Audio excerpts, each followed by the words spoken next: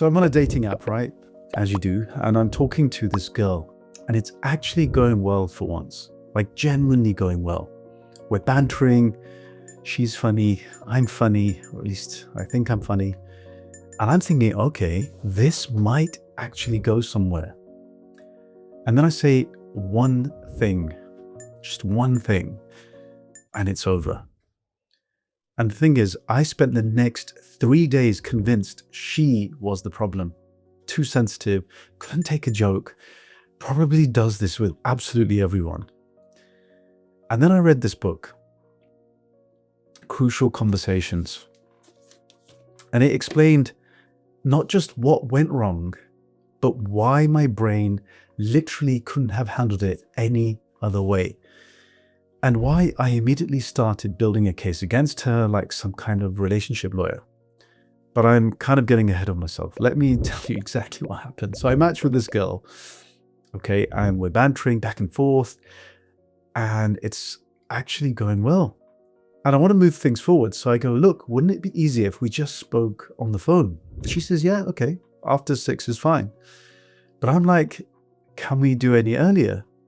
And she goes, no, I'll be with my family.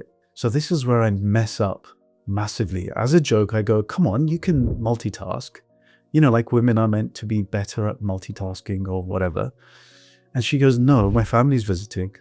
And she takes that completely the wrong way. She goes, what do you mean? And I'm sitting there thinking, hold on, this was a joke?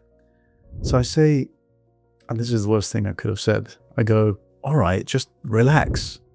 Relax. The one word you should never say to someone who's getting worked up. And I said it. And she goes, you're not funny. And that was it. Done. Conversation over. And I remember afterwards, I'm sitting there thinking, what just happened? Like we were joking around, the vibes were good. And then suddenly it's like, I don't know, it's like she became a different person. And maybe she's thinking the same about me. And I couldn't figure out what went wrong. But I don't know.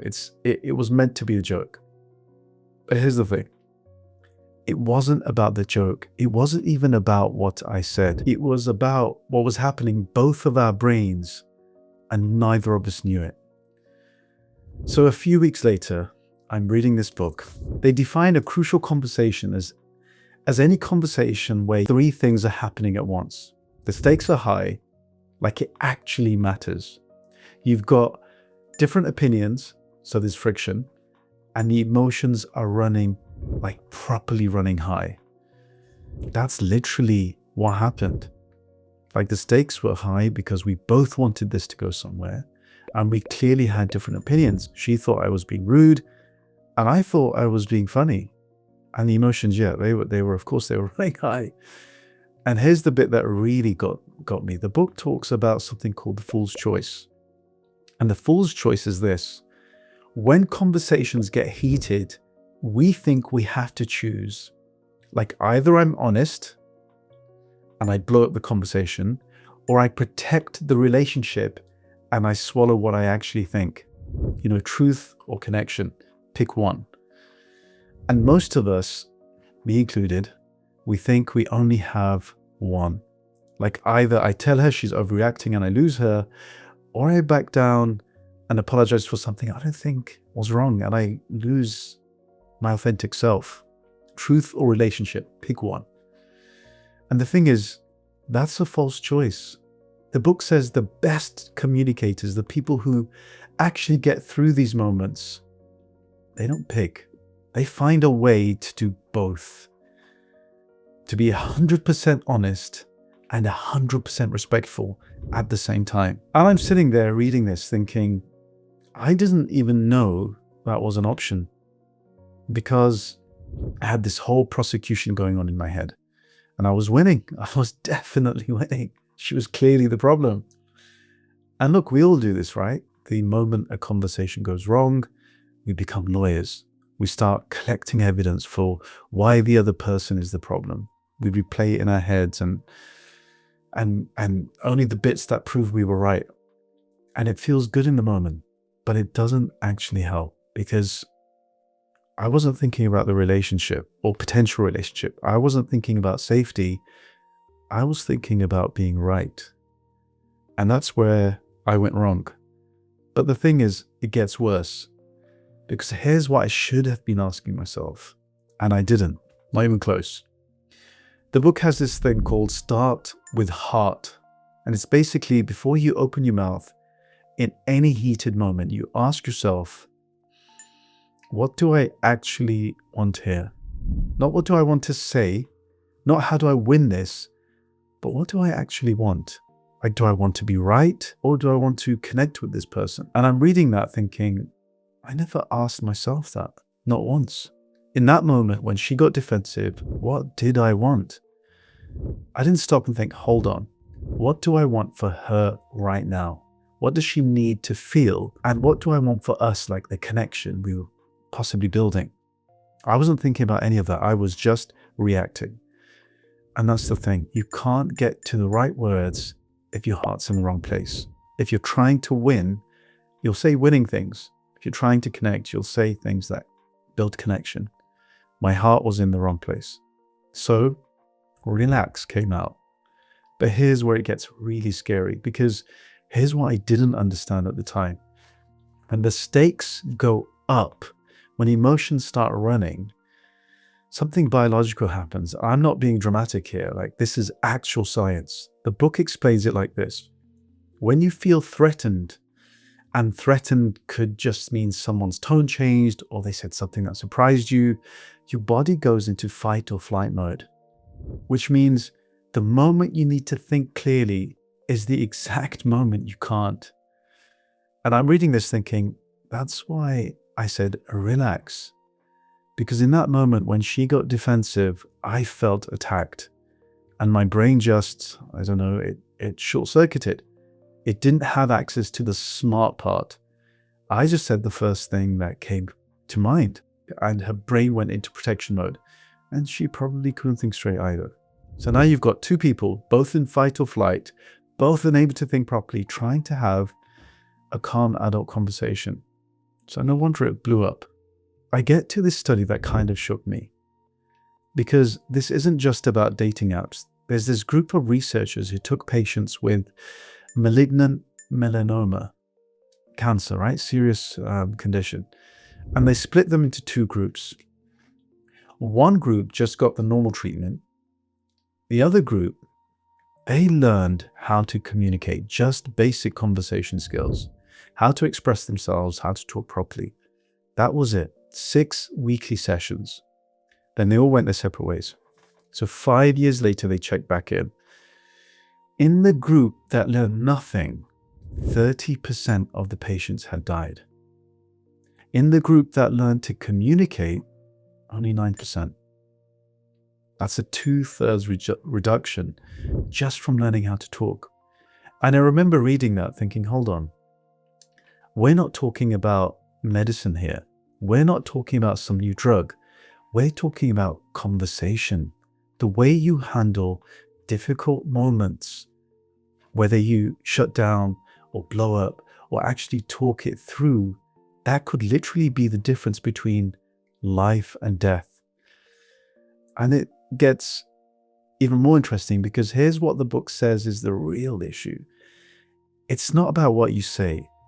It's about whether the other person feels safe. So the moment someone feels unsafe, like they're being judged or feeling attacked or dismissed, they stop listening. They go into defense mode.